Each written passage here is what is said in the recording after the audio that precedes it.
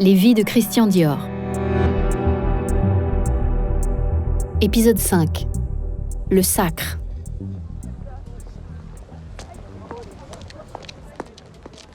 Christian Dior a rendez-vous avec le destin.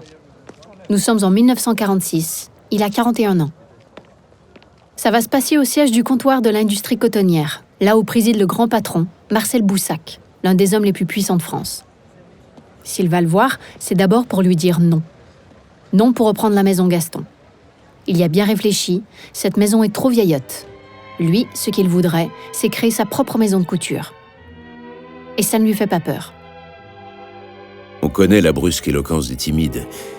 Je m'entendis déclarer que mon désir n'était pas de ressusciter la maison Gaston en tant que modéliste, mais de créer une maison à mon nom, dans un quartier de mon choix. Une maison où tout serait nouveau, depuis l'état d'esprit et le personnel, jusqu'au mobilier et au local. Les arguments de Christian retiennent l'attention de Marcel Boussac, surtout quand il lui explique qu'il faut revenir à la tradition du grand luxe de la couture parisienne, sévèrement amochée par la guerre et l'occupation. Après quelques jours de réflexion, Boussac décide de financer une toute nouvelle maison de couture, la maison Christian Dior. Le 15 décembre 1946, 85 personnes viennent embaucher pour la première fois au 30 de l'avenue Montaigne, l'adresse de la maison Dior, à 2 pas des Champs-Élysées. Il y a là les gens de la direction, des ateliers, des salons et de la manutention. Pas une minute à perdre. Dans moins de 2 mois, la maison doit présenter sa première collection. Dans cette ruche où la créativité est à son comble, Christian prépare les modèles qui le rendront célèbre. L'enjeu est de taille. Non seulement il doit convaincre qu'il est un grand couturier, mais en plus ce grand couturier doit impérativement relancer la haute couture parisienne. Rien que ça. Celle-ci est en perte de vitesse face au ready-to-wear qui émerge aux États-Unis ces dernières années. Autant dire que la chaleur monte à tous les étages, tandis que dehors l'hiver est glacial et le moral au plus bas. On manque de tout, et le climat social est tendu. 1947 est l'année des grandes grèves. Mais chez Dior, le travail ne faiblit pas, bien au contraire, à l'approche du 12 février. Tout doit être prêt et tout sera prêt. Le grand jour est arrivé. Les invités commencent à monter le grand escalier qui mène au salon haute couture où sera présentée la collection. À 10h30, il y a des fleurs partout et ça sent très bon. On aperçoit de grands journalistes tels que Carmel Snow du Bazar et Bettina Ballard du Vogue américain ou encore Michel de Bruneuf du Vogue français. Il y a les acheteurs des grands magasins américains et le top management du comptoir de l'industrie cotonnière. Mais Marcel Boussac, lui, n'a pas pu venir. Il y a Bébé, l'ami fidèle, et quelques autres comme Lucien Lelon, son ancien patron. Le défilé peut commencer. Le mannequin Marie-Thérèse ouvre le bal. Elle présente le modèle Polo. Mais paniquée, elle se trompe dans sa présentation et retourne dans la cabine en sanglots. Mais ici, pas de place pour le drame. Les autres filles enchaînent et font pirouetter les modèles qui annoncent la renaissance d'une femme fleur. Ce qui illustre parfaitement Tania, qui porte le modèle bar, composé d'une veste écrue en chantoung naturel sur une vaste jupe Corolle en simple lainage noir. D'ailleurs, l'une des 2 lignes de cette collection s'appelle Corolle et l'autre c'est en 8. De tous les modèles, bar est le modèle qui s'expose encore aujourd'hui dans tous les musées du monde pour signifier le New Look de Christian Dior. Le New Look, c'est justement ce que s'exclame Carmel Snow sitôt le défilé terminé. It's quite a revolution, dear Christian. Your dresses have such a new look. Quelle révolution, mon cher. Vos robes ont inauguré un new look. La messe est dite. Dior est sacré grand couturier. Les commandes pleuvent. Les grands acheteurs vont diffuser la mode Dior aux États-Unis. Il y a aussi les clientes, milliardaires anonymes ou stars hollywoodiennes. À commencer par Rita Hayworth, qui lorsqu'elle vient présenter le film Gilda en Europe, passe commande chez Dior. Il y aura aussi Marlène Dietrich, Vivienne Leigh ou Lauren Bacall. J'insiste sur le mot bonheur. Je crois qu'Alphonse Daudet a un jour écrit « Je voudrais, par mes œuvres, être un marchand de bonheur ». Dans ma modeste sphère de couturier, je poursuis le même rêve. Les premières robes se sont appelées amour, tendresse, corolle, bonheur. Les femmes, avec leur instinct si sûr, ont dû comprendre que je rêvais de les rendre non seulement plus belles, mais plus heureuses. Leur faveur fut ma récompense. Le succès du New Look est fulgurant et les collections qui suivront le seront tout autant. Christian Dior remet la séduction à l'honneur. On le voit dans la ligne Corolle, qui convoque tous les atours de la féminité de l'époque. En 1956, on décrit à la radio cette ligne Corolle qui fit son succès. Je voulais que mes robes fussent construites, moulées sur les courbes du corps féminin dont elles styliseraient le galbe. J'accusais la poitrine, donner du volume aux hanches, et pour donner plus de tenue à mes modèles, je fis doubler presque tous les tissus de percale ou de taffetas, renouant ainsi avec une tradition depuis longtemps abandonnée. Ces femmes balaient tout sur leur passage et font oublier les coupons, les restrictions, la morosité. Ça ne plaît pas à tout le monde, surtout du côté des États-Unis, qui voient d'un mauvais œil cette débauche de luxe au moment même où on signe le plan Marshall. Mais la politique n'a pas d'incidence sur les Américaines qui se pâment en femme fleur. La femme fleur sera encore à l'honneur pour la deuxième collection, elle aussi sous l'influence de la Corolle, mais encore plus virevoltante. Christian Dior excite la mode et la mode excite Christian Dior. Ainsi, mes aventures les plus passionnantes et les plus passionnées, je puis bien dire que ce sont mes robes. J'en suis obsédé.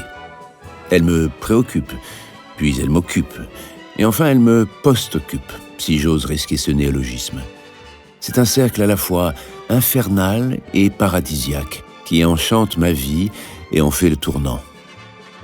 Dans l'euphorie du succès, Christian Dior pense à accompagner sa mode de parfum et s'associe avec l'un de ses amis d'enfance, de Granville comme lui, Serge Efterlouich. Ils créent ensemble Christian Dior Parfum, qui donnera d'abord naissance à Miss Dior, la première fragrance en décembre 1947. On me demande souvent où je puise mon inspiration. Honnêtement, je l'ignore. Peut-être qu'un psychanalyste, qui serait aussi un couturier, saurait découvrir, en étudiant mes collections successives, les émotions de ma vie passée.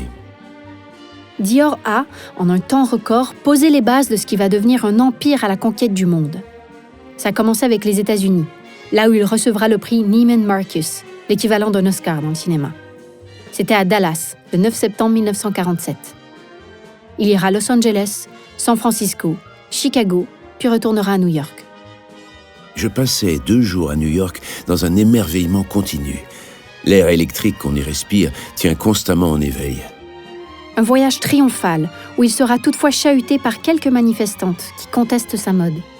Elles voient d'un mauvais œil ses guêpières, ses jupes longues, ses corsets.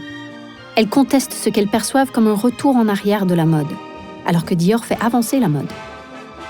Elles n'auront donc pas gain de cause. Et puis avec son allure bonhomme, il ne ressemble pas au cliché du couturier extravagant. Mon apparence tranquille et sérieuse suffit à dissiper tout péril. On guettait Antinoüs, Pétrone, un pin-up boy, je ne sais quoi de conforme à l'image du couturier tel qu'on le représente au cinéma et au théâtre. Le bourgeois normand passa dans le hall sans susciter la moindre émeute ni même la moindre curiosité. J'en fus presque déçu. Christian Dior lance, collection après collection, de nouvelles lignes que certains appellent les bombes Dior. On en fait un couturier dictateur, ce dont il se défend bien.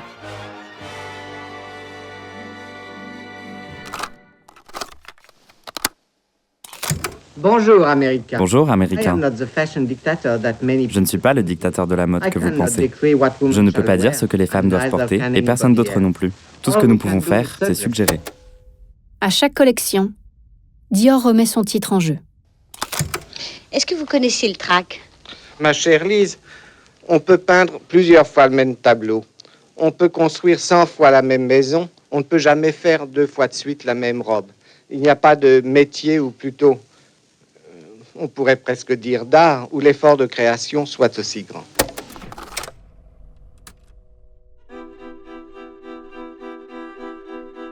Et puis après les défilés avenue Montaigne, il y a aussi les voyages avec ses mannequins pour promouvoir sa maison.